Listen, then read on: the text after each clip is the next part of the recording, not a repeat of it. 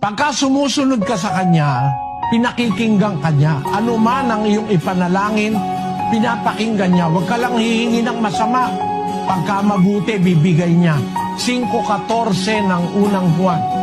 At ito ang nasa ating pagkakatiwala sa Kanya, na kung tayo'y humingi ng anumang bagay na ayon sa Kanyang kalooban, ay dinidinig tayo niya.